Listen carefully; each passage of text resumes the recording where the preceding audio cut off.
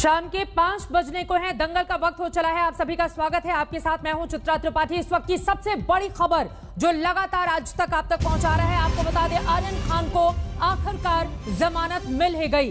काफी लंबी जद्दोजहद के बाद आर्यन खान को उनके वकील जमानत दिलाने में कामयाब रहे। हालांकि आज की रात उनको जेल में ही गुजारनी पड़ेगी। कल या फिर हो सकता है परसों, अगर पूरी की पूरी पेपर वर्क जो होता है, जो कागजी कार्रवाई होती है, वो प्रक्रिया अगर कल पूरी हो जाती है तो फिर कल रात में वो वापस अपने घर पहुंच सकते हैं। कल से God willing everybody out. Sir counter argument नहीं हो पाया, उसके पहले ऑर्डर आ गया जी। काउंटर आर्गुमेंट आदेश, सारे आर्गुमेंट काउंटर आर्गुमेंट होने के बाद में ही ऑर्डर आता है। प्रोसीजर यही है।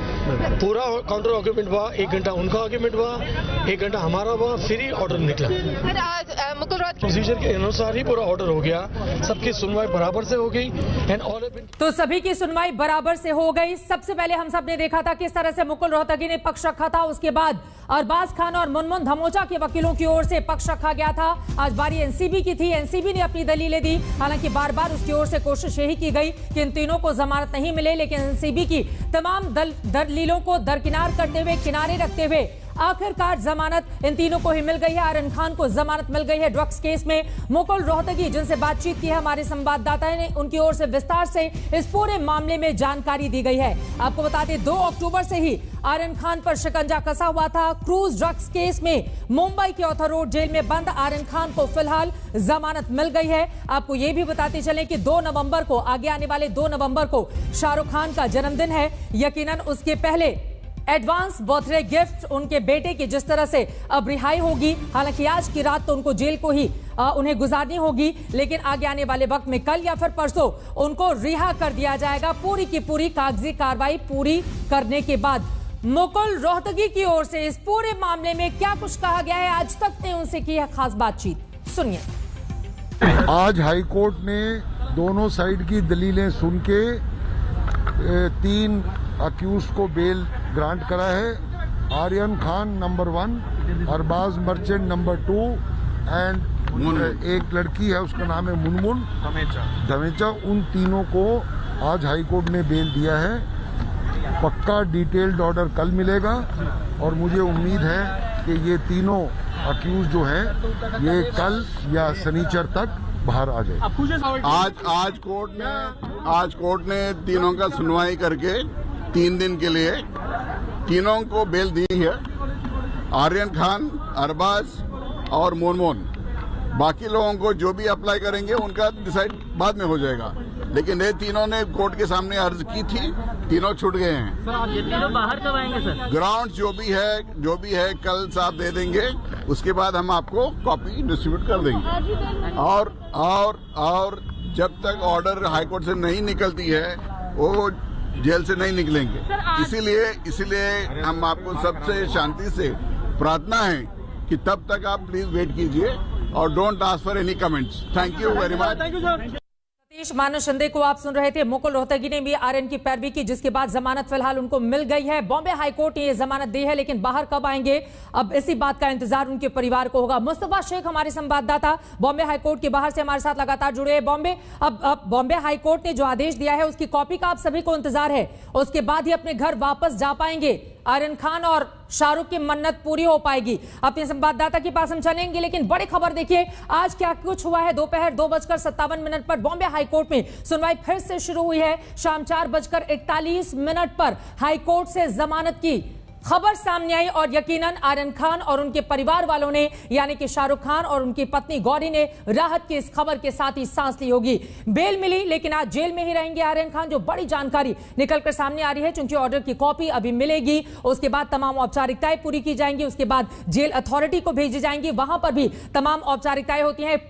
बीते कई दिनों से आर्यन खान वहां पर बंद है, इसी वजह से ये जो पूरी की पूरी प्रक्रिया होती है उसमें लंबा चौड़ा वक्त लगेगा। इसीलिए माना जा रहा है कल या फिर अगर कल नहीं हो पाता है तो फिर परसों रिहाई हो जाएगी, लेकिन जमानत मिल गई है। यह इस वक्त की सबसे बड़ी खबर है। 2 अक्टूबर को आपको याद होगा सबसे पहले आज तक ने आप तक खबर पहुंचाई थी कि किस तरह से एक क्रूज पर छापेमारी की है एनसीबी ने, और उसके बाद बड़े बड़े जिसमें आर्यन खान भी शामिल थे, मुनमुन धमोचा का नाम भी सामने आया था, जिसके बाद इन तीनों के खिलाफ कार्रवाई जिस तरीके से आगे बढ़ी, अरबाज को लेकर भी एनसीबी जिस तरह से आगे बढ़ी, इन तीनों पर ही देश भर की निगाहें टिकी हुई थी। लेकिन सबसे ज्यादा सवाल आर्यन खान को लेकर खड़े हो रहे थे, क्योंकि 23 साल के शाहरुख खान के बेटे आर्यन खान के व्हाट्सएप चैट जिसने कई सवालों को जन्म दिया था, और यकीनन निचली अदालतों ने उन्हीं व्हाट्सएप चैट के आधार पर और जो दलीलें एनसीबी की ओर से रखी गई थी उसके आधार पर उनको नहीं छोड़ा था। लेकिन बॉम्बे हाई कोर्ट में मुकुल रोहतगी की ओर से जिस तरह की पैरवी की गई, जो तथ्य और पक्ष सामने रखे गए, उसके बाद जमानत मिल गई है। आर्यन खान को जमानत मिल गई। ये पहले की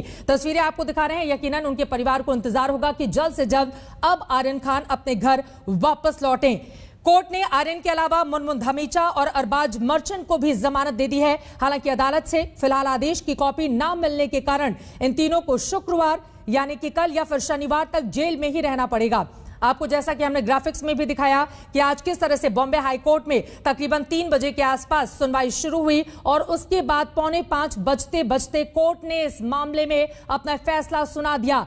आरोपियों की जमानत का वहीं विरोध करते हुए additional solicitor general ASG Anil Singh ने एनसीबी की ओर से तमाम दलीलें रखी, लेकिन कोर्ट ने आरोपियों को जमानत दे दी। आपको बता दें एएसजी की ओर से एक पक्ष रखा गया, उनकी ओर से तमाम दलीलें रखते हुए यह तक कहा गया कि अगर ये बाहर आते हैं तो फिर बेल मिलने पर सबूतों से छेड़छाड़ कर सकते हैं। ड्रग तस्करों से आरोपियों के संबंध हैं।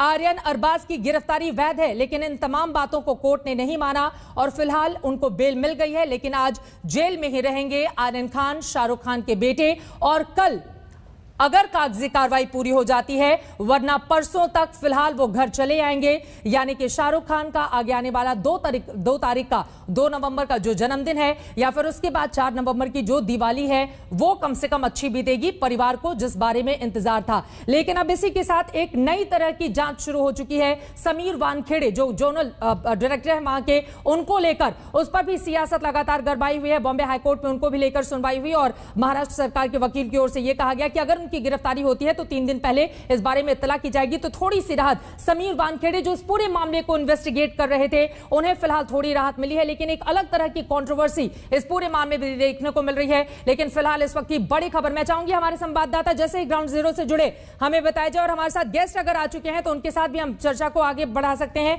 लेकिन बड़ी खबर इस वक्त की यही है, जैसा कि टीवी स्क्रीन पर आप देख रहे हैं, हालांकि ये पहले की तस्वीरें हैं, लेकिन यकीनन इन तस्वीरों के जरिए ही जो शाहरुख खान है, उनके फैंस है, जो चाहने वाले हैं, वो आर्यन खान को जमानत मिल जाए इसके लिए लगातार प्रार्थना कर रहे थे। हालांकि निचली अदालत में एनसीबी की दलीलें मानी गई, लेकिन हाई कोर्ट में जब यह मामला चला, बॉम्बे हाई कोर्ट में परसों हम सब ने देखा था सबसे पहले किस तरह से मुकुल रोहतगी की ओर से आर्यन खान के पक्ष में तमाम दलीलें दी गई। उसके बाद कल हम सब ने देखा था जैसे ही नंबर आता है इस पूरे के पूरे केस का, उसके बाद अरबाज मर्चेंट और मुनमुन धमोचा के वकीलों की ओर से पक्ष रखा जाता है और आज एनसीबी के अधिकारियों ने एक एक करके तीनों ही वकीलों की काट निकालने की कोशिश की, गिरफ्त और जमानत का विरोध किया, लेकिन एनसीबी की बातें आज दरकिनार कर दी गई और आर्यन खान को फिलहाल जमानत मिल गई। मुस्तफा शेख हमारे संवाददाता जुड़ चुके हैं, सीधे बॉम्बे हाईकोर्ट के बाहर मौजूद हैं। मुस्तफा, जमानत मिल गई, लेकिन अब इंतजार रहेगा रिहाई कब होगी, जेल से बाहर कब आएंगे और इस पूरी प्रक्रिया को कंप्लीट करने में कितना वक्त लगेगा, क्या क्या औपचारिकताएं हैं, इसके बारे में विस्तार से बताइए मुस्तफा। बिल्कुल, औपचारिकताओं को लेकर ही विद्या के पास चलते हैं। विद्या, अब जेल से बाहर आने में आरोपियों को कितना समय लगा ये बताइए। देखिए, मैं उससे पहले एक चीज बताना चाहूंगी कि अदालत में आज जब आर्ग्यूमेंट चल रहे थे, additional solicitor general Anil Singh ने तकरीबन 1 घंटे का आर्ग्यूमेंट किया। अदालत ने उनसे कई सारे अलग अलग सवाल पूछे, लेकिन उस पूरे सवाल जवाब के दौरान अचानक जब मुकुल रोहतगी जब उठे अपना काउंटर रिजॉइंडर देने के लिए, अचानक अदालत ने बस कह दिया ऑल 3 एप्लीकेशंस अलाउड। यानी कि अदालत ने जब सिंह साहब का पूरा आर्ग्यूमेंट सुना तभी वो कन्विंस हो चुके थे कि इनके पास कोई बहुत स्ट्रांग केस नहीं है। हालांकि डिटेल्ड ऑर्डर अभी आने में समय है, क्योंकि डिटेल्ड ऑर्डर अदालत ने कहा है कि वो कल शाम को देंगे। इसी वजह से मुकुल रोहतगी ने तुरंत अदालत को कहा कि भाई अगर आप कल देंगे आदेश तो हमारे लोग कब आएंगे, क्योंकि उसके बाद तो छुट्टियां शुरू हो जाएंगी। लेकिन अदालत ने कहा कि देखिए यहाँ के सिस्टम काम कर रहे हैं, सैटरडे को भी सब वर्किंग है, दिक्कत नहीं होगी, आ जाएंगे आपके आरोप जितने लोग हैं। तो इसलिए ज्यादा समय नहीं लगना चाहिए। कल हो सकता है कि कोशिश करेंगे ये सभी डिफेंस लॉयर्स कि उन सभी तीनों लोगों को कल ही छुड़ा लें, नहीं होगा तो सैटरडे तक जरूर छूट जाएंगे। बेल की औपचारिकता तो शुरू हो गई है, लेकिन आप जो अनयूजुअल बात बता रही थी जस्टिस सांबरे के बारे में, हम पहले भी ये बात कर रहे थे कि जस्टिस सांबरे इतना ज्यादा वक्त नहीं लेते हैं ऑपरेशनल ऑर्डर पास करने के लिए, यानी कि उन्होंने तुरंत ही एएसजी का आर्गुमेंट सुना और रिजॉइंडर आर्गुमेंट चल रहे थे, बाकी तो वकील के रिजॉइंडर आर्गुमेंट्स पेंडिंग थे, तभी उन्होंने ऑर्डर दिए। बिल्कुल, अगर आप देखें जस्टिस सांबरे जनरली अक्सर मैंने देखा है, सवेरे से भी आज जैसे मैं देख रही थी उनको, वो सीधे कहते हैं I am not inclined, do you want to withdraw, okay I will grant it you. वो इमीडिएटली वो बताते हैं जैसे ही केस सुनते हैं। रेलेवेंट क्वेश्चंस, उनकी कोर्ट में बहुत ज्यादा लंबा आर्गुमेंट चलता भी नहीं है। यही शायद आर्गुमेंट इतना हुआ कि जिसमें कि 2-2 घंटा सबने आर्ग्यू किया है, ऑडिशन और सिंह साहब ने तकरीबन 1 घंटे से ऊपर आर्ग्यू किया है। लेकिन ज्यादातर लोग इनके कोर्ट में, जैसे सांबरे के कोर्ट में थोड़ा थोड़ा आर्गुमेंट करते हैं, रेलेवेंट पॉइंट पे आर्गुमेंट होता है और वो तुरंत अदालत में कह देते हैं कि मुझे देना है या नहीं देना है। मुख्य रूप से यही बात मानी जा रही थी कि व्हाट्सएप चैट्स पर डिसीजन होगा बेल ग्रांट करना है या नहीं। कल जस्टिस सांबरे ने यह कहा था कि यूके के कोर्ट संज्ञान नहीं ले रहे हैं, हम अभी भी संज्ञान ले रहे हैं। आज उन्होंने व्हाट्सएप चैट्स खुद देखा। कहीं ना कहीं आपको लगता है कि मुख्य रूप से कॉन्स्पिरेसी की बात जो थी वो कहीं ना कहीं तथ्य साबित नहीं हो पाई, इसलिए इतने जल्दी बेल का ऑर्डर? देखिए, कॉन्स्पिरेसी तो है ही, साथ में अगर आप देखें वो व्हाट्सएप मैसेजेस उन्होंने देखे, उसका कोई लेना देना नहीं था इस पूरे क्रूज केस से, जो कि बार बार डिफेंस मजिस्ट्रेट कोर्ट में भी उन्होंने कहा, सेशंस कोर्ट में भी कहा था, लेकिन वहां पर क्योंकि व्हाट्सएप चैट का इन्वेस्टिगेशन बाकी है, जांच पड़ताल बाकी है और निचली की अदालतें जनरली इन सब बातों में आ जाती हैं और नहीं देती हैं बिल। लेकिन इस वक्त अगर आप देख लीजिए, हाईकोर्ट ने भी रिया चक्रवर्ती का भी अगर मामला देखें तो उन्होंने भी व्हाट्सएप मैसेजेस खंगाले थे, देखे थे और उसके बाद शौविक को नहीं दिया था और रिया को बेल दिया था। तो ये अदालतें जनरली सारे एविडेंस को खंगाल के पूरी तरीके से देखने के बाद ही आदेश देती हैं। एक बार फिर से साबित हुआ है। सीनियर काउंसिल मुकुल रोहतगी की आजम खान को रिप्रेजेंट कर रहे थे। ये सवाल पूछे विद्या से आप, व्हाट्सएप चैट को लेकर चूंकि लगातार कंट्रोवर्सी क्रिएट होती रही है, सुप्रीम कोर्ट की ओर से भी व्हाट्सएप चैट को लेकर एक टिप्पणी की गई थी कि आदेश नहीं मानती सोशल मीडिया के इस तथ्य को। क्या आज भी इस तरह की बातें हुई हैं कोर्ट के भीतर? चूंकि वही सबसे बड़ा आधार था और बार बार एनसीबी ये साबित करने में लगी हुई थी कि व्हाट्सएप चैट से षड्यंत्र के और खरीद फरोख्त के आरोप लगते हैं आर्यन पर, इस वजह से उनको बेल नहीं दी जाए। इसको लेकर विस्तार से क्या डिस्कशन हुआ है उसके बारे में बताइए। एक मेन फलक्रम था पूरे एनसीबी के केस का, उसको लेकर के व्हाट्सएप के फैसले के बाद व्हाट्सएप चैट को लेकर के क्या कहा जाता है एज अ डिजिटल एविडेंस? देखिए, डिजिटल एविडेंस अभी इन्वेस्टिगेशन के तौर में जनरली होता है, क्योंकि अगर आप कुछ मिल जाता है तो उस पर इन्वेस्टिगेशन, लेकिन अपने आप में व्हाट्सएप मैसेजेस का कोई एविडेंशियल वैल्यू नहीं है अदालत में। ये ट्रायल के समय हमने अक्सर देखा है और ट्रायल में ये साबित है कि उसको कोरॉबोरेटिव एविडेंस उसमें ढूंढना पड़ता है। लेकिन इस वक्त अगर आप देखें तो निचली अदालतें बार बार, मजिस्ट्रेट कोर्ट ले लीजिए, सेशंस कोर्ट ले लीजिए, ये दोनों इन्फ्लुएंस्ड काफी ज्यादा थी। एनसीबी ने जैसे ही, आप पूरे समय में अगर आप समझ लीजिए 2 घंटे अगर आर्ग्यूमेंट होता था, आप तमाम आर्ग्यूमेंट डिफेंस के उठा लीजिए, लेकिन जैसे ही सरकारी पक्ष व्हाट्सएप मैसेजेस मजिस्ट्रेट या दिखाते थे, उसी समय तुरंत वो सबके सब मान जाते थे कि भाई एनसीबी का केस पुख्ता है और उन्हें जांच करने के लिए समय चाहिए। जस्टिस सांबरे की अगर बात करें तो उनकी क्या ऑब्जर्वेशन रही इस पूरे केस बेल के दौरान व्हाट्सएप चैट्स को लेकर? देखिए, उन्होंने व्हाट्सएप चैट्स को लेकर ऑब्जर्वेशन, जैसा मैंने कहा, ऑब्जर्वेशन उनके क्या रहेंगे, किस वजह से उन्होंने दिया है, वो उन्होंने अभी नहीं बताया है। उनका जो आदेश है वो कल आएगा। उन्होंने साफ कहा है कि कल शाम तक वो अपना आदेश दे देंगे। अब बात सिर्फ इतनी है कि ऑपरेटिव ऑर्डर कब आएगा, क्योंकि ऑपरेटिव ऑर्डर से ही आरोपी निकल सकता है जेल से। अभी जितना मैंने सुना था, उन्होंने ऑपरेटिव ऑर्डर की कोई बात नहीं कही थी। उन्होंने कहा था कि हम डिटेल्ड ऑर्डर कल देंगे। ऑपरेटिव ऑर्डर आज जाएगा या कल जाएगा, इसके ऊपर थोड़ी सी शंका बनी हुई है, क्योंकि अमित देसाई ने बाहर आके मुझे बताया था कि आ जाएगा, लेकिन ऐसा अभी बाकी जो वकील हैं वो नहीं उसके कॉन्कर कर रहे हैं। मिलाकर यही कहा जाए कि हायर कोर्ट्स की जब बात आती है तो व्हाट्सएप चैट्स की जो दलील है वो कहीं ना कहीं प्रोसिक्यूशन की नहीं टिक पाती। जी देखिए, अगर ये बात है तो प्रोसिक्यूशन को जो एविडेंस कह लीजिए, वो बार बार यही कहते हैं हमको इन्वेस्टिगेशन करना है, इसकी वजह से ये व्हाट्सएप चैट्स के आगे कोरोबोरेटिव एविडेंस हमें ढूंढना है। लेकिन क्या उसके लिए किसी आरोपी को जेल में रखना जरूरी है, ये एक बड़ा सवाल था। और अदालत में, जहां तक मुझे समझ में आ रहा है, जस्टिस सांबरे बार बार यही कर रहे थे कि जरूरी नहीं है कि उसके लिए आप किसी को 20-25 दिनों से अंदर रखें। जरूरी, जैसा कि असलम मर्चेंट, अरबाज मर्चेंट के फादर हैं, उन्होंने अभी बहुत इमोशनल बात कही।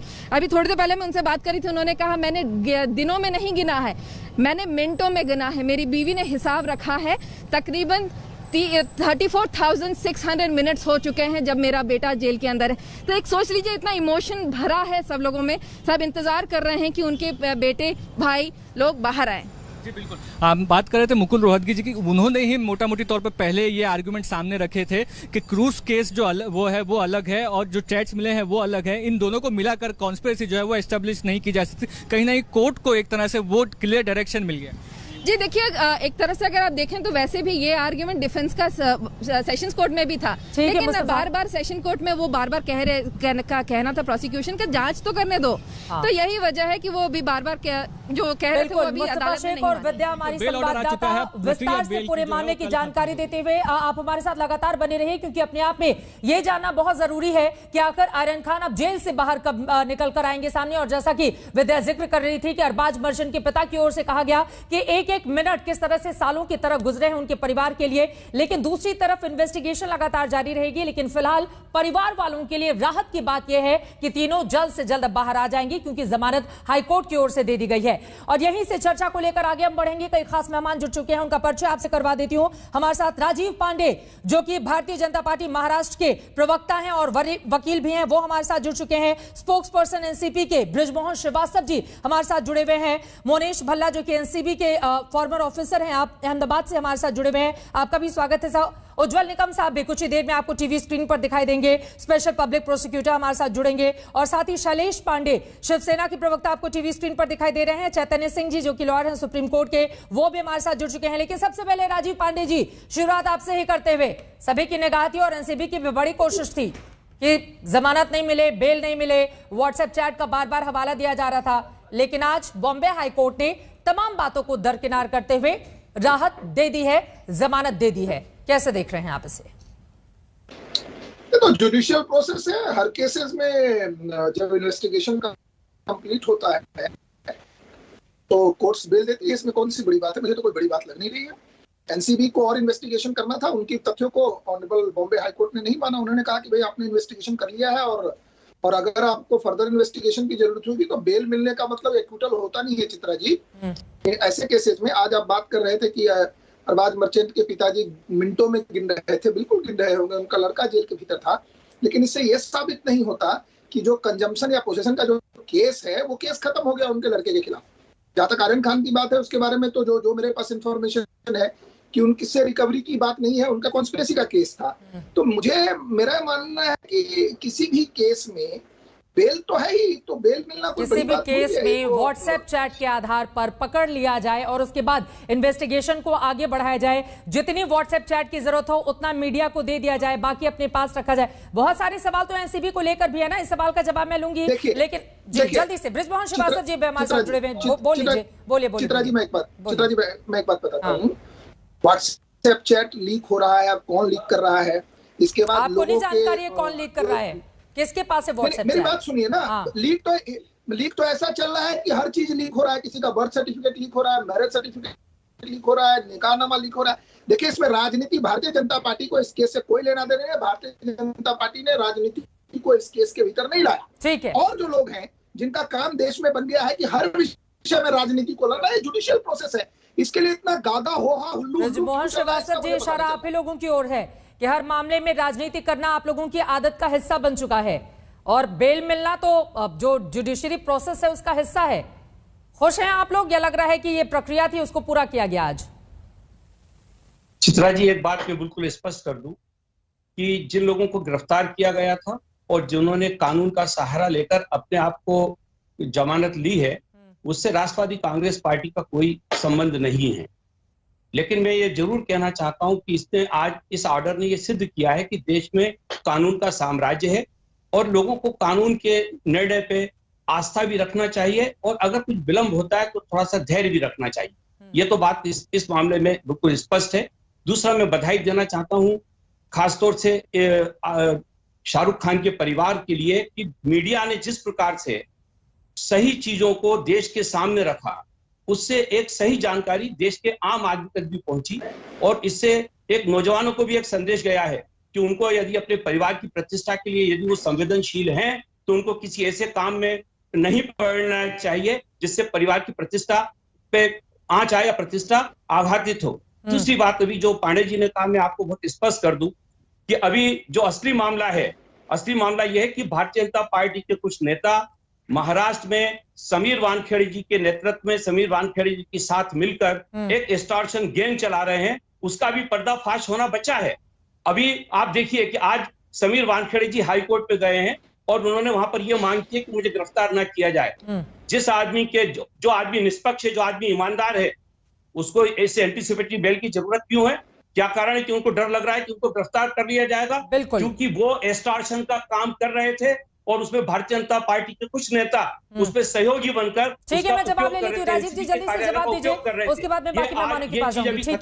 ठीक है, बीजेपी के लोग भी शामिल थे उनके साथ जो आरोप आपके ऊपर लगा रहे हैं। बृजमोहन जी बोलिए। चित्रा जी, पहले तो आप इस बात को रिकॉर्ड कर लीजिए जो एनसीपी के प्रवक्ता ने कहा है कि देश में रूल ऑफ लॉ है। सुबह शाम देश में ट्विटर से लेकर के मीडिया में चलते आ रहे देश में अघोषित इमरजेंसी है, तो कम से कम आज एनसीपी ने आपके चैनल पे कहा कि देश में रूल ऑफ लॉ है। पहली तो बात ये है। दूसरी बात इन्होंने कही इस आदेश से पता लगा अगर ऐसे आदेश आते रहेंगे तो एहसास होता रहेगा। एक मिनट जाइए, देखिए बृजमोहन जी जब आप बोल रहे थे मैंने एक शब्द भी नहीं बोला। ये तरीका नहीं है डिबेट का, मैं ऐसे डिबेट नहीं करता हूँ। मेरा ये कहना है, आपने जो कहा मैंने केवल रिप्रोड्यूस किया, उस बात को रिपीट किया। दूसरी जो बात इन्होंने की कि भारतीय जनता पार्टी के लोग इन्वॉल्व है, एक्सटॉर्शन दिस दैट। देखिए 100 करोड़ के वसूली गैंग में इनके एक होम मिनिस्टर गायब है, इनका कमिश्नर ऑफ पुलिस गायब है, कई पुलिस इंस्पेक्टर जेल में है।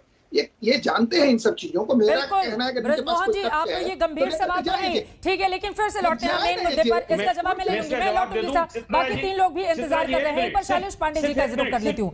ठीक है, एक लाइन में बोलिए जल्दी। एक लाइन में देखिए कि हमारे अगर गृह मंत्री जी ने उस समय कोई गलती की थी तो तत्काल उनको इस्तीफा देना पड़ा। इनके गृह मंत्री के बेटे ने 4 लोगों की हत्या कर दी और आज तक वो पद पे बैठे हुए हैं। इनको बल्कि सोचना चाहिए कि देश के सामने क्या संदेश दे रहे हैं। और परमवीर सिंह जी को एनआईए ने बचाया है, एनआईए की कस्टडी में थे वो, क्यों नहीं एनआईए ने गिरफ्तार किया? एनआईए हमारी नियंत्रण में नहीं है, एनआईए भारत सरकार के नियंत्रण में। पांडे जी को आदरणीय अमित शाह साहब से पूछना चाहिए। ठीक है सर, मेन मुद्दे पर लौटते हैं। जिस ड्रग्स को लेकर, समीर वानखेड़े को लेकर या फिर आनंद खान और मुनमुन धमोचा और बाज मर्चेंट को जो जमानत मिली है उस पर लौटते हैं। सीधे आपका रुख करते हुए शैलेश पांडे जी, चूंकि एक पक्ष इस पूरे मामले में समीर वानखेड़े और उनकी पत्नी का भी है, क्योंकि उनका यह आरोप है कि चूंकि बड़े बड़े लोगों पर वो शिकंजा कस रहे थे, इन्वेस्टिगेट कर रहे थे, इस वजह से अब उल्टा उनके ही परिवार को प्रताड़ित और परेशान किया जा रहा है। क्रांति ने जो चिट्ठी लिखी है उसका थोड़ा सा मजमून सुनाते हुए मैं आपके पास लौटूंगी। उन्होंने लिखा है कि शिवसेना के राज्य में एक महिला की गरिमा के साथ खिलवाड़ हो रहा है, मजाक किया जा रहा है। आज बाला साहब होते तो निश्चित तौर पर उन्हें यह मंजूर नहीं होता। क्या है जवाब इसका आपके पास? जी बिल्कुल सही चित्रा जी, बहुत बहुत धन्यवाद आपका मुझे समय देने के लिए। मैं उसके साथ ही उन्होंने जो चिट्ठी लिखी है मैं उसका स्वागत करता हूं। देखिए ये छत्रपति शिवाजी महाराज का महाराष्ट्र हिंदू हृदय सम्राट आदरणीय बाला साहब ठाकरे का महाराष्ट्र है और इस वक्त हिंदू हृदय सम्राट आदरणीय बाला साहब ठाकरे के सुपुत्र यशस्वी मुख्यमंत्री उद्धव साहब ठाकरे मुख्यमंत्री के रूप में अगर उनसे कोई याचना करता है तो उसका स्वागत है। लेकिन साथ ही याचना कोई क्यों करेगा आपसे? आप सरकार में हैं, राजा महाराजा थोड़े ने आपसे याचना कोई क्यों करेगा? आप वोट लेते हैं जनता को सर्व करने के लिए, याचना कौन सी भाषा है? हाँ, याचना कोई क्यों करेगा आपसे? उन्होंने पत्र लिखा है ना, पत्र लिखा है, ठीक है, पत्र लिखा है। वो कह रही है कि महिला के साथ जो कुछ हो रहा है बाला साहब होते तो नहीं होता, यानी कि मौजूदा सरकार के ऊपर वो सवाल उठा रही हैं, कह रही हैं कि बाला साहब होते तो नहीं होता, यानी कि मौजूदा सरकार सक्षम नहीं है इस चीज को हैंडल करने में। चित्रा जी अभी आपने प्रश्न नहीं किया और आप ही जवाब दे लेंगे। अरे तो आप याचना कहेंगे कि लोग आपके सामने याचना करें, पब्लिक आपके सामने याचना थोड़ी ना करेगी। बोलिए आगे मेरी बात सुनिए, बोलिए मेरी बात सुनिए। उन्होंने पत्र लिखा है, ठीक है, कोई बात नहीं, उस पर उद्धव साहब जी विचार करेंगे। ऐसे मैं आपके पास लौटूंगी, लेकिन यकीनन अगर एक अधिकारी की पत्नी को याचना करना पड़े सरकार के सामने तो सरकार को भी सोचना होगा। जो बातें उनकी ओर से कही गई हैं इस पर जवाब दीजिएगा आप शैलेश पांडे जी। हमारे साथ एनसीबी के अधिकारी मोनिश भल्ला साहब भी जुड़े हुए हैं, उनके पास में चलूंगी, बाकी मेहमानों के पास भी चलूंगी। एक छोटे से ब्रेक के बाद हम फौरन हाजिर होंगे, लेकिन सबसे बड़ा सवाल यही है, अभी सिर्फ जमानत मिली है, अभी उनके ऊपर आरोप हैं और आरोप साबित करने के लिए एनसीबी क्या करेगी और आरोप साबित ना हो इसके लिए अब किस तरह से अपना पक्ष लेकर बड़ी खबर जो लगातार आप तक हम पहुंचा रहे हैं, जिसको लेकर दंगल में हम चर्चा भी कर रहे थे। आर्यन खान को 25 दिनों के बाद आखिरकार जमानत मिल ही गई, लेकिन अभी उनकी रिहाई नहीं होगी जेल से, क्योंकि कुछ ऐसी औपचारिकताएं हैं, कागजी कार्रवाई जिनको पूरा किया जाना है। उसके बाद ही कल या फिर हो सकता है परसों उनको रिहा किया जाए। ये 3 चेहरे आपको दिखा रहे हैं। आर्यन खान, शाहरुख खान के बेटे, उनको जमानत मिल गई है। उनके दोस्त अरबाज मर्चेंट को जमानत मिल गई है और मुनमुन धमोचा को भी जमानत मिल गई है। बीते 3 दिनों से बॉम्बे हाईकोर्ट में लगातार चर्चा की जा रही थी। परसों हम सब ने देखा, सबसे पहले मुकुल रोहतगी ने आर्यन खान का लंबा चौड़ा पक्ष रखते हुए किस तरह से बेल दिए जाने की मांग की। कल अरबाज मर्चेंट, मुनमुन धमोचा के वकीलों ने अपना पक्ष रखा और आज जब 3:15 बजे के आसपास सुनवाई फिर से शुरू हुई बॉम्बे हाईकोर्ट में, तो उस समय 2:57 पर बॉम्बे हाईकोर्ट में जब सुनवाई शुरू हुई तो उस समय एनसीबी की ओर से अपना पक्ष रखते हुए इनकी जमानत का विरोध किया गया। लेकिन बॉम्बे हाईकोर्ट ने एनसीबी के दलीलों को दरकिनार करते हुए फिलहाल इन्हें राहत दे दी है, लेकिन रिहाई के लिए इनको कल या परसों तक का इंतजार करना पड़ सकता है। सीधे यहां पर आपका रुख करते हुए चैतन्य सिंह जी, लेकिन एनसीबी की साख को भी जबरदस्त तरीके से बट्टा कह ले या फिर बहुत सारे सवाल भी उठ खड़े हुए हैं, क्योंकि जिसको आपने गवाह, स्वतंत्र गवाह के तौर पर रखा था, उसी ने आपके ऊपर आरोप लगा दिया कि भैया ये तो घूस हमसे मांग रहे थे और इतने करोड़ में डील हुई थी, इतने पे डील डन हो गई थी, इस अधिकारी को इतना दिया जाना था। तो फिर एनसीबी के सामने अब यहीं से दोहरी चुनौती भी शुरू हो गई है। एक तरफ आपको यह भी क्लियर करना होगा कि नहीं, इसमें सच्चाई नहीं है, उसको पारदर्शी तरीके से अंजाम दिया गया, वहीं दूसरी तरफ अब उनके खुद के अधिकारी फंस गए हैं मुश्किलों में। देखिए, जो एनसीबी का कंडक्ट है इस मैटर में बड़ा क्वेश्चनेबल रहा है। जहां तक सवाल था आर्यन खान को अरेस्ट करने का, वो मतलब कोई उनके पास पोजीशन नहीं था, कुछ रिकवरी नहीं हुई, कुछ नहीं हुआ, सब व्हाट्सएप चैट वगैरह का नाम लेके उनको अरेस्ट किया गया। फिर उनके कुछ जो आई विटनेस वगैरह, जो विटनेस जिन लोगों को आगे लाया गया, वो उन्होंने रॉन्ग डूइंग्स के बारे में बात करी। तो अब तो देखिए, ये बेल तो पहले ही हो जानी चाहिए थी, बट इससे एक बड़ा महत्वपूर्ण विषय हमारे सामने आया है जो ज्यादातर नॉर्मल लोग नहीं समझते होंगे। वकील ही ये बात जानते हैं। बड़े केसेस में जो छोटी जजेस होते हैं लोअर कोर्ट के, वो ज्यादातर बेल नहीं देते हैं। हाई कोर्ट, सुप्रीम कोर्ट ही बेल देती है। नॉट दैट कि उनके पास पावर नहीं है, बट वो डरते हैं देने में बेल बड़े केसेस में। जहां बड़े केस का मतलब है कि जहां बड़े नाम इन्वॉल्व, कंट्रोवर्शियल मैटर्स हो, मीडिया से रिलेटेड हो। ये बहुत बड़ी बात आप कह रहे हैं कि जहां पर बहुत बड़े नाम आते हैं या मीडिया में जो खबरें चल रही होती हैं, जो निचली अदालतें हैं, ऐसे मामलों में बेल देने से फिलहाल वो बचती हुई दिखाई देती हैं। वजह क्या है इसके पीछे? क्यों ऐसा होता है? उनके पास भी पूरे अधिकार होते हैं, उनके पास भी उम्मीदों के साथ लोग जाते हैं, तो फिर क्यों इस तरह की स्थिति होती है वहां पर? देखिए, सच्चाई ये है कि जो लोअर कोर्ट के जजेस होते हैं, उनको हाई कोर्ट और सुप्रीम कोर्ट के जजेस की तरह कॉन्स्टिट्यूशन ऑफ इंडिया की protection in the sense of, मतलब उनके सवाल उठाने जाने पर नहीं होती है।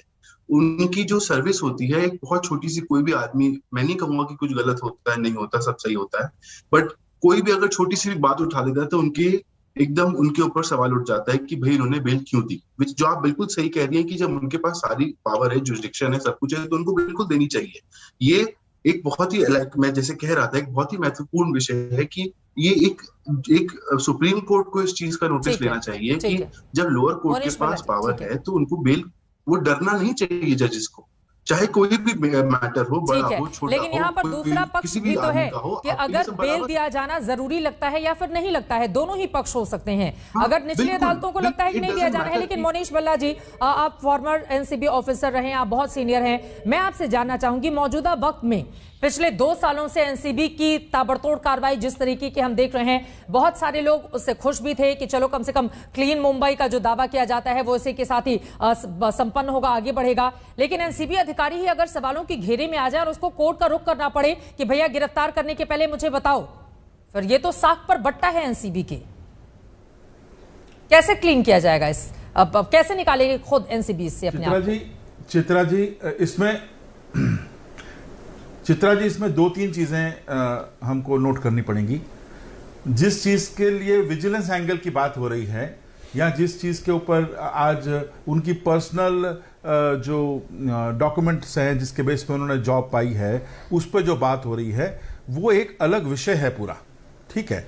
जहां तक एनसीबी का काम करने का तरीका है, डेफिनेटली इस केस में जो मेरी पर्सनल ओपिनियन है, प्योर पर्सनल ओपिनियन है, डेफिनेटली इस केस में हम जो देख रहे हैं कि कहीं ना कहीं काम करने के तरीके में थोड़ी सी चूक है।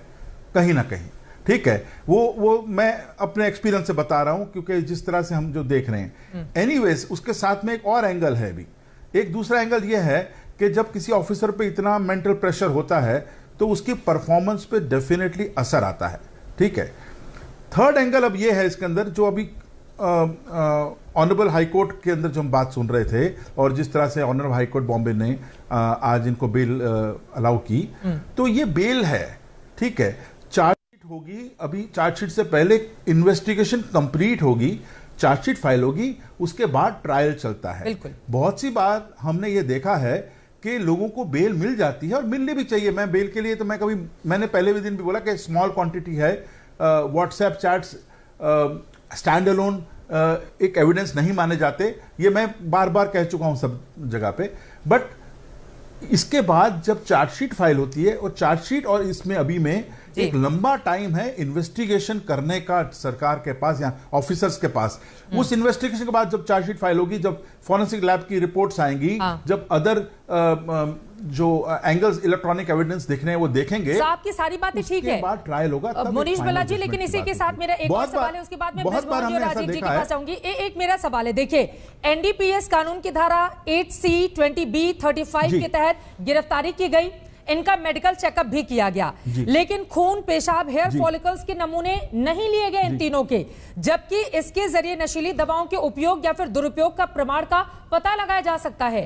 तो डे 1 से जब आपको गिरफ्तार किया गया, उसके तो तुरंत बाद आपको यह करना चाहिए था कि लोगों ने ड्रग्स का सेवन किया है या फिर नहीं किया है, क्योंकि आधार तो वही बना। व्हाट्सएप चैट और बाकी चीजें तो बहुत बाद में एंट्री करती हैं, शुरू में तो यही चीजें थी। तो फिर आपने उसका पता लगाने के लिए इनका उस तरीके से मेडिकल चेकअप क्यों नहीं करवाया? एनसीबी के सामने ये भी तो सवाल है।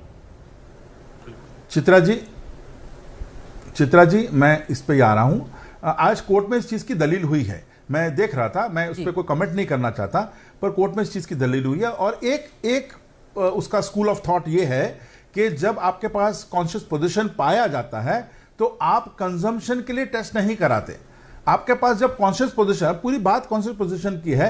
मैं एग्जांपल आपको एक छोटा एग्जांपल देता हूं। जैसे इसमें कहा गया अरबाज के शूज के अंदर से था और दोनों दोस्त साथ में जा रहे थे, ये कहानी है। अगर दो दोस्त सोचें कि आज हमको शाम को ड्रिंक्स करनी है, चलो मिलके आज ड्रिंक करेंगे, तो दोनों में से एक ही बॉटल लेके आएगा, दोनों अपनी अपनी बॉटलें लेके नहीं आएंगे। आप समझ रहे मेरा लॉजिक? तो ये कॉन्शियस पोजीशन की कहानी है, ये अलग पहलू है पूरा, ठीक है। इसीलिए शायद ये टेस्टिंग तब होती है जब आपके पास कोई पोजीशन की बात ही नहीं होती, सिर्फ कंजम्पशन की बात होती है, ठीक है। तो और कंजम्पशन के लिए मैं पहले भी बोल चुका हूं, 64 था उस टाइम, 64A था। पर हम जब कहते हैं हम कंज्यूम ही नहीं करते, हम पोजेस भी नहीं हुआ, हम कंज्यूम भी नहीं करते, हमको इसका कोई लेना देना नहीं है, हमारी चैट्स का इनसे कोई लेना देना नहीं है। अगर हम क्रूज पर से लोगों को पकड़ रहे हैं इस आधार पे कि उन लोगों ने ड्रग्स का सेवन वहां पर किया, ड्रग की पार्टी होनी थी, और उसके बावजूद उनको गिरफ्तार करने के बाद हम उनका उस तरीके से टेस्ट नहीं करवाते हैं, तो फिर आपका मकसद क्या था? डे 1 से आपको ये कैसे पता चला कि ये खरीद फरोख्त में शामिल है? ये भी तो सवाल पूछा जाएगा ना मोनीश जी। राजीव जी सहमत नहीं, मैं आ रही हूं आपके पास। राजीव जी, जो इंटेलिजेंस फाइल है उसने, हाँ बोलिए सर प्लीज। इंटेलिजेंस फाइल है, तो जो इंटेलिजेंस फाइल है और जो इंटेलिजेंस फाइल होती है उसके बेस पे देखा जाएगा, और इसकी स्क्रूटिनी हो रही है। मैं आपको बता रहा हूं, ट्रायल के टाइम पे हर एक चीज कोर्ट की स्क्रूटिनी में रहेगा, एक एक डॉक्यूमेंट कोर्ट की स्क्रूटिनी में होगा। अभी आज की तारीख में इवन जो व्हाट्सएप चैट सीक्रेटली भी कोर्ट को दिखाए गए हैं, तो उसके बाद अगर, और कल जजमेंट बहुत इंटरेस्टिंग होगी, maybe it is a landmark judgement, मैं तो कह रहा हूं कल की जजमेंट जो हम डिटेल में आएगी कि लैंडमार्क जजमेंट होगी। हमको देखना है कि क्या क्या एंगल जज साहब ने इसमें राजीव पांडे जी, कल का तो हमें इंतजार करना होगा, लेकिन आप सहमति नहीं जता रहे थे, और अपने आप में यह भी अद्भुत केस है कि स्वतंत्र गवाह आते हैं, वो सेल्फी क्लिक करवाते हैं, सोशल मीडिया पर वायरल कर दिया जाता है फोटोग्राफ्स, एक ऐसा शख्स पकड़ा जाता है जिसके पार्टी से संबंध होते हैं, तो फिर तो आप लोग मुस्कुराएंगे इस बात को लेकर। आप किसी बात पर सहमत नहीं थे, जरा बताइए राजीव जी। देखिए चित्रा जी, आप एक बार उनकी बात हो जाए। बिल्कुल मनीष भल्ला जी ने बिल्कुल सही कहा है कि केस क्या है, कॉन्शियस पोजीशन की बात है। उसके बाद एनसीबी ने और भी सेक्शंस ऐड किए, सेशन कोर्ट ने उसको एक्सेप्ट किया। लेकिन मैं आपको एक जनरल बात बताता हूँ कि अगर एक केस चलेगा, इन्वेस्टिगेशन के लिए पीसी खत्म हो गया, जेसी में आ गया, तो बेल होना कोई इतनी बड़ी बात ही नहीं है, पहले तो ये समझ ले। दूसरी बात, बार बार आप, उसमें कई शर्तें भी बॉम्बे हाई कोर्ट की ओर से जोड़ी गई हैं। बॉम्बे हाई कोर्ट ने आर्यन को बेल दे दी तो शर्तें क्या है वो देखिए। स्पेशल कोर्ट में अपना पासपोर्ट आप जमा कराएं, यानी कि स्पेशल कोर्ट में पासपोर्ट जमा कराना होगा। एनसीबी को बिना बताए मुंबई तक नहीं छोड़ सकते, देश तो छोड़िए मुंबई तक नहीं छोड़ सकते। एनसीबी को बिना बताए कोर्ट में विचाराधीन मामले पर कोई बयान आप नहीं दे सकते हैं बाहर। किसी दूसरे आरोपी से किसी भी तरह का कोई संपर्क आप नहीं करेंगे। आर्यन के लिए, मुनमुन के लिए, अरबाज के लिए, तीनों के लिए ही समान रूप से यकीनन ये शर्तें लागू होंगी। बॉम्बे हाईकोर्ट से आर्यन को बेल तो मिल गई, लेकिन ना ही वो देश छोड़कर बाहर कहीं घूमने के लिए या जो कुछ भी अगर वो बाहर कहीं जाना चाहते हैं तो वो जा सकते हैं, क्योंकि पासपोर्ट स्पेशल कोर्ट में जमा कराना होगा। और इसके साथ ही मुंबई से, अगर सिर्फ मुंबई से भी वो बाहर जाना चाहते हैं तो उसके लिए एनसीबी को पहले उनको बताना होगा। राजीव पांडे जी, अपनी बात पूरी कीजिए आप।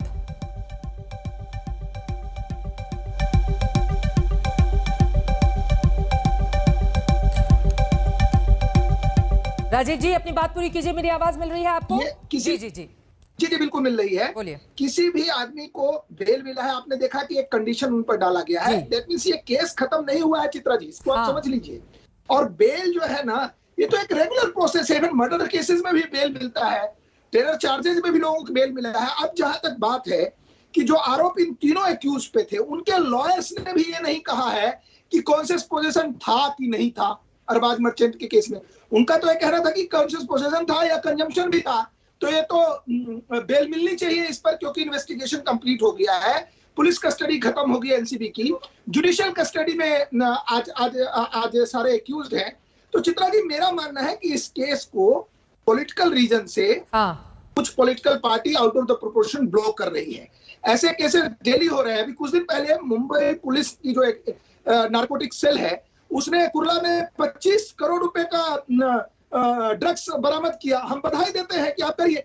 मेरा मानना है कि अगर किसी के खिलाफ कार्रवाई हो रही है, क्या पूरे बयान में, पूरे आर्गुमेंट्स में, क्या उनके एक्यूज ने कहा कि कोई पोजीशन हमारे पास था ही नहीं? और कॉन्शियस पोजीशन में जो उन्होंने भल्ला साहब ने कहा कि भाई अगर दो लोग जा रहे हैं ड्रिंक्स करने के लिए तो बोतल तो एक ही आदमी लाएगा। और मेरा ये कहना है कि और भी लोग एक्यूज हैं इस देश में। मुझे ऐसा लगता है कि आखिरी कमेंट ले लेती हूँ यहाँ पर एक करेक्शन करते हुए।